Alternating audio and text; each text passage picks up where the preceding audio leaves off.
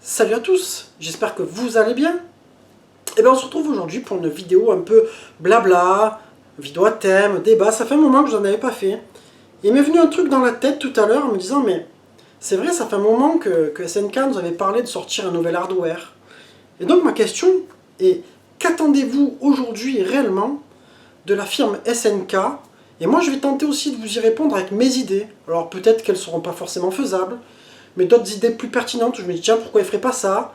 Je ne vous parle pas forcément que du nouvel hardware, mais de la globalité de SNK. Eh bien, on voit ça tout de suite après le générique.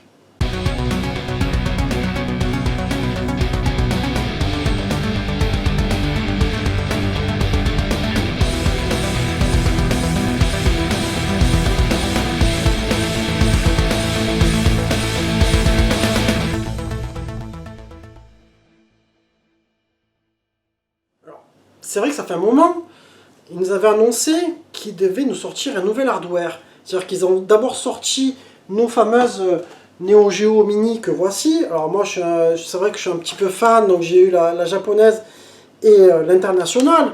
Après, j'irai pas plus loin parce que je trouve qu'ils en ont fait trop en déclinaison, tu vois. Moi, ça a été un petit peu un hasard, c'était pas prévu d'avoir les deux. Et puis, ils nous ont sorti l'Arcade Stick Pro, dont je vous ai souvent parlé, que j'ai trouvé sympa, etc. Patin couffin, enfin, je vais pas m'arrêter là-dessus aujourd'hui. Et donc, ils parlent de sortir un nouvel hardware.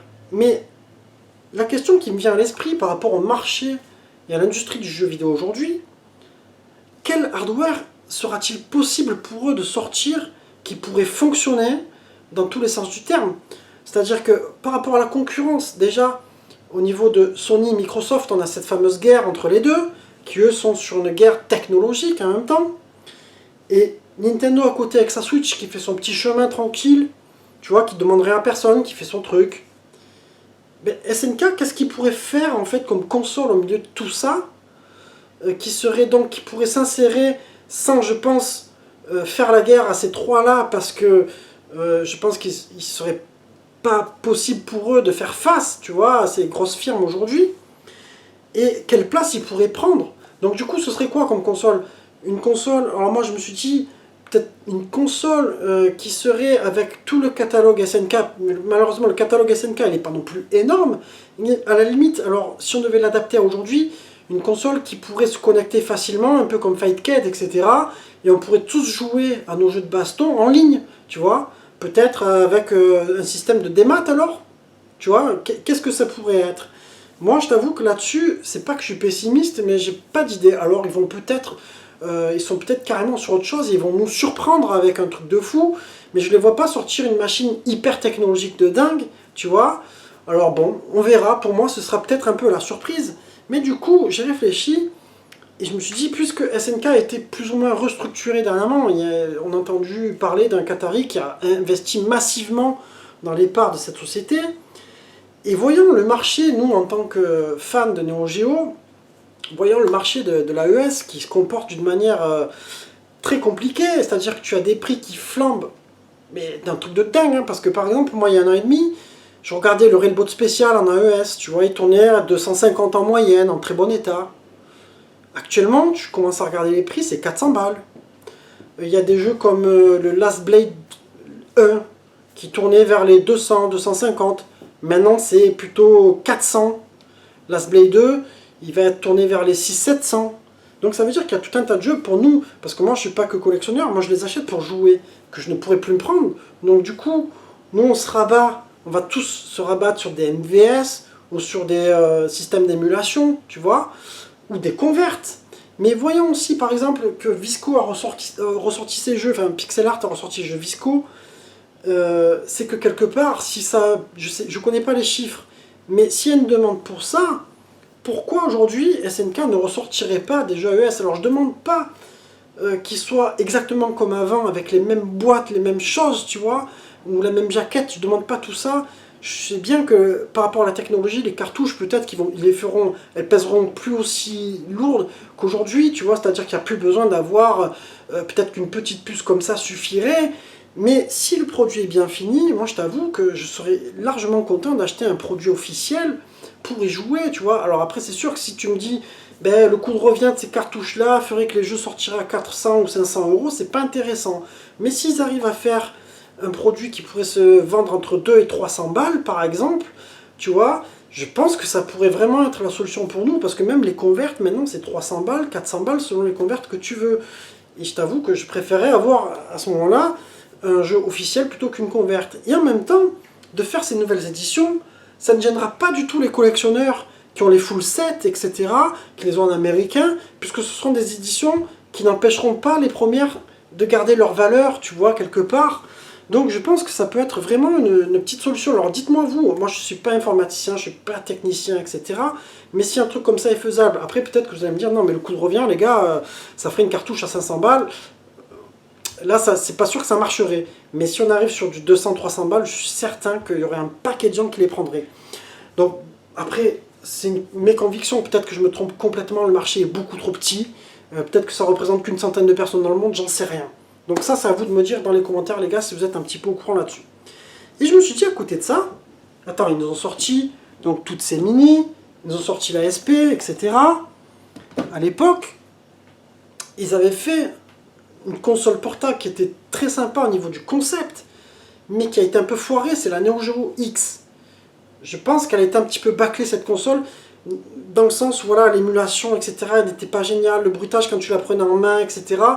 Enfin, la prise en main était excellente, l'objet, franchement, super, mais au niveau de l'émulation, il y avait un peu des soucis, mais c'était en même temps un truc vachement avancé pour l'heure, puisque c'était un peu comme une Switch, c'est-à-dire que tu avais le mode portable, tu l'as branché sur le dock, et du coup, derrière, tu pouvais jouer sur la télé. Malheureusement, voilà, comme ça a été un petit peu raté, on n'a pas tendance à vouloir y jouer avec, etc. Mais pourquoi pas, du coup, ressortir une Neo Geo X2, par exemple, corriger tous ces bugs et faire quelque chose d'encore plus performant, tu vois. Je me dis, ça pourrait être sympa, parce que finalement, les mini ne sont pas portables. Mais du coup, un truc qu'ils auraient pu refaire aujourd'hui, et je suis sûr que ça marcherait. Après, peut-être que les coûts de fabrication, encore une fois, seraient trop élevés, j'en sais rien. Mais on a eu cette Neo Geo Pocket, on n'a jamais rien eu qui a rappelé cette machine-là. Pourquoi pas ressortir une Neo Geo Pocket mini, par exemple? Alors, pas forcément plus petite, mais pourquoi je dis mini? C'est-à-dire avec un écran rétroéclairé, et le catalogue de jeux intégré dedans, par exemple. Ou pareil, tu refais comme je t'ai dit tout à l'heure, avec l'Evercade, c'est-à-dire que tu prends des petites cartes comme ça, hein, tu mets des jeux dedans, et puis les joueurs ils peuvent se les acheter, ou tu mets des compiles, tu fais des choses comme ça. Ou alors, là c'est pareil, ça pourrait faire une super portable, mais le truc c'est que la Neo Geo Pocket a un catalogue qui est complètement différent en fait des autres jeux Neo Geo, c'est-à-dire que là ce sont des jeux qui ont été développés que pour cette Pocket, mais tu as les King of Fighters, tu as les Fatal Fury qui sont très bien, Samurai Shodown, je crois que tu as même un Sonic, tu as un Cool Borders, il me semble, si je dis pas de bêtises. Ça pourrait être sympa. On n'a rien vu revenir de cette console, c'est bien dommage, tu vois. Moi je dis ça, après je dis rien, peut-être je me trompe, peut-être que c'est pas faisable. Après, tu vois, ces gars ils avaient fait leur petite Game Gear comme ça, alors moi je l'ai tenu dans la main, c'est vrai que bon, je demande pas à ce qu'ils fassent ça, mais un produit qui sera pas que de la collection, mais en même temps qui pourrait permettre de rejouer à ces jeux-là tout en étant portable, avec un écran rétroéclairé, ça peut être cool, parce que celle-là, de console, je t'avoue que si tu ne mets pas la lumière, tu te casses l'œil, quoi, tu vois, c'est un petit peu dommage. Donc tu vois, en fait, je réfléchissais à tout ça, et je me disais, mais qu'est-ce qui... Il y a des choses à faire, je pense, il y a encore... moi, je suis rien pour dire tout ça, tu vois, je suis simplement un petit joueur, fan de SNK. Peut-être que vous, dans les commentaires, vous aurez encore d'autres idées, encore plus pertinentes que les miennes, et avec plus de connaissances techniques, qui pourront dire, ah mais oui, pourquoi pas, les jeux Pocket, en plus les écrans coûtent pas cher maintenant, on peut faire ça, on peut faire ça. Parce que moi, j'aimerais bien avoir des produits officiels. Je t'avoue que, à force de goûter un peu à l'émulation à droite, à gauche, etc., j'aimerais bien avoir un truc costaud en émulation, mais qui soit officiel, ou alors un produit original, qui soit pas forcément que d'émulation, tu vois, mais un truc un peu sympa. Enfin voilà, on va arriver sur la fin de cette vidéo, un peu débat, etc. Je vous ai dit en fait un peu tout ce que j'avais à dire. Moi j'aime bien faire des vidéos qui sont pas trop longues et dire l'essentiel de mes pensées, tu vois, et au moins ça vous laisse le temps de le regarder, parce que si je fais des vidéos trop longues à chaque fois, ça peut devenir lourd. Enfin voilà, en tout cas j'espère que cette petite vidéo vous aura plu. J'attends beaucoup de vous dans les commentaires. Et puis en attendant, je vous embrasse tous et je vous dis portez-vous bien. Et à très bientôt les amis, ciao ciao.